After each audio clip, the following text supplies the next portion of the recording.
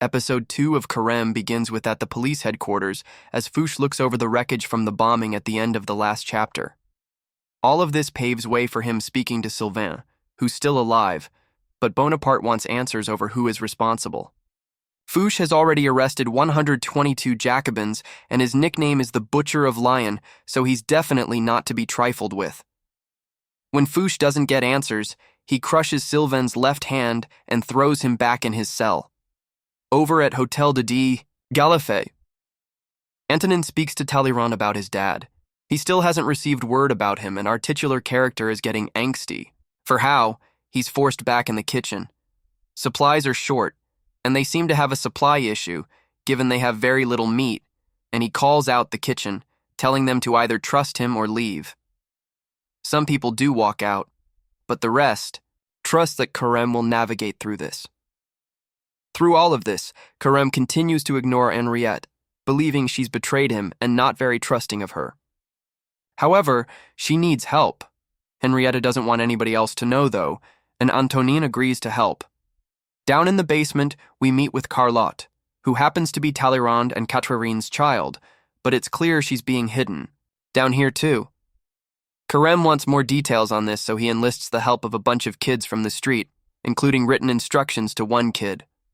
Fouche is on the prowl, though, and shows up to see Talleyrand. Flattery does not work with Fouche, who steers the conversation over to Charlotte. After all, a former bishop with a child out of wedlock with his mistress is not a great look. And if Bonaparte was to find out, well, Talleyrand would be dismissed from his position. Unfortunately, Bonaparte has actually heard about Charlotte too, and Fouche came to warn him about this. Talleyrand brings the bad news to Catherine, including how they need to sort out a public breakup.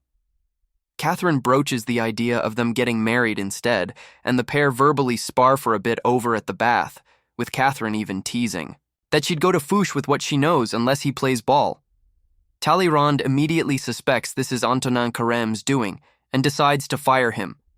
He brings up the tenuous political situation here, given Josephine can't bear children, and she's scared that Bonaparte will repudiate her, so she wants to ban divorce. Talleyrand has lost all credibility because of this, and his life is forced down a path he never wanted to go. Careme bites back and explains that he has a plan to save divorce and right these wrongs. He suggests that Talleyrand throw an engagement party with Catherine. All he needs to do is make sure Josephine shows up and Careme will do the rest. If he fails, though, Talleyrand is happy to throw him behind bars with his father. Careme tries to sweet-talk Agata into working with him, and she eventually does show up at the kitchen. She immediately starts laying down the law and taking charge, working to create the perfect banquet for this party. Everything is dipped in alcohol, with Careme working to get Josephine's defenses down so he can make his move. The pair wind up having sex together right by the ice in the back rooms, but as they're going at it, Talleyrand shows up outside the door with Josephine's daughter and Bonaparte's brother.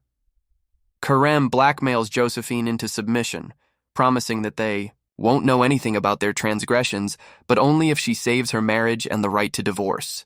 She has to convince him to leave divorce in the civil code. Of course, this does not go down well with Josephine after the deed, even with Careme apologizing for forcing her into this. Meanwhile, Fouche, having obtained the letter from that orphan, realizes it's the same handwriting as what's on the map. He demands answers and speaks to the orphan, wanting to know who sent him that letter.